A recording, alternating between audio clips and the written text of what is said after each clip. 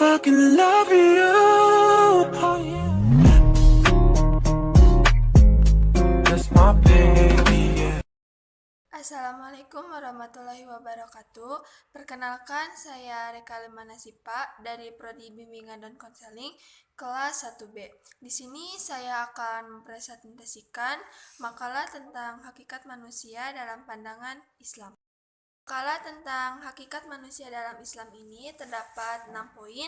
Yang pertama yaitu kajian tentang hakikat manusia, yang kedua yaitu asal-usul kejadian manusia, yang ketiga yaitu potensi-potensi manusia, yang keempat yaitu kelemahan-kelemahan manusia, yang kelima yaitu kelebihan-kelebihan manusia atas makhluk lainnya, dan yang terakhir yaitu sifat-sifat manusia. Yang pertama yaitu kajian tentang hakikat manusia.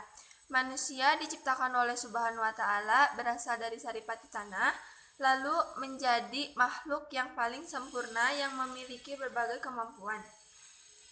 Membicarakan tentang manusia dalam pandangan ilmu pengetahuan sangat tergantung pada metodologi yang digunakan dan terhadap filosofis yang mendasar.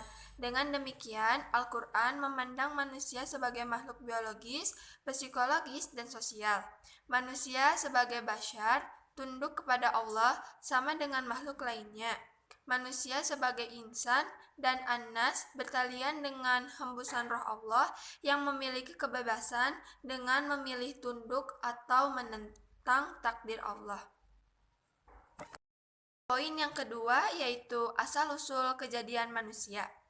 Islam menjelaskan bahwa Allah Subhanahu wa Ta'ala menciptakan manusia berasal dari tanah, kemudian menjadi nutfah, alaqah, dan mudghah sebagai akhir menjadi makhluk Allah Subhanahu wa Ta'ala yang paling sempurna dan memiliki kemampuan.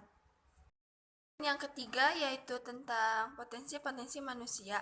Terdapat 3 potensi dasar yang melekat pada manusia yang telah dijelaskan dalam Al-Quran, yaitu yang pertama potensi pendengaran atau disebut juga as-sama, yang kedua yaitu penglihatan atau al-absor, dan yang ketiga yaitu hati atau pikiran atau al-afidah. Poin yang keempat yaitu kelemahan-kelemahan manusia. Kesempurnaan yang dimiliki manusia merupakan suatu konsekuensi fungsi dan tugas mereka sebagai khalifah di muka bumi ini. Al-Quran menerangkan bahwa manusia berasal dari tanah. Namun, di balik itu semua, setiap insan manusia memiliki kekurangan dan kelemahan, karena Allah Subhanahu wa Ta'ala tidak membebani umatnya di luar batas kesanggupannya. Berikut kelemahan-kelemahan manusia yang ada dalam dirinya, yaitu yang pertama, manusia yang sifatnya membantah.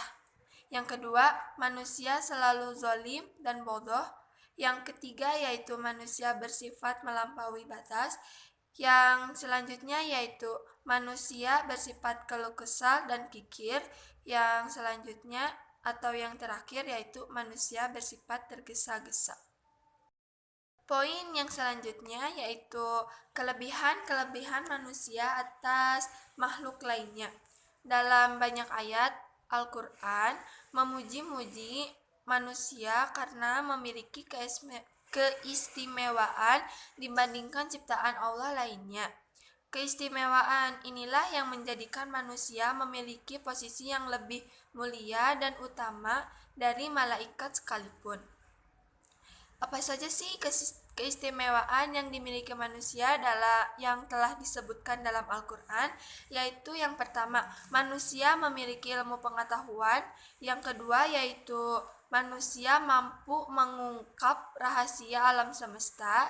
Yang ketiga yaitu memiliki akal sempurna untuk mengetahui mana yang baik dan mana yang buruk. Yang keempat yaitu manusia dibekali fitrah tauhid, dan yang terakhir yaitu manusia bisa menjadi khalifah di dunia ini. Dan poin yang terakhir yaitu sifat-sifat manusia. Ada banyak sifat manusia yang digambarkan dalam Al-Quran. Penggambaran sifat-sifat ini akan membantu kita untuk lebih introspeksi diri sehingga menjadi manusia yang dicintai Allah Subhanahu wa taala. Sifat-sifat manusia ini termasuk banyak, karena banyak saya hanya menjelaskan sedikit atau setengahnya saja.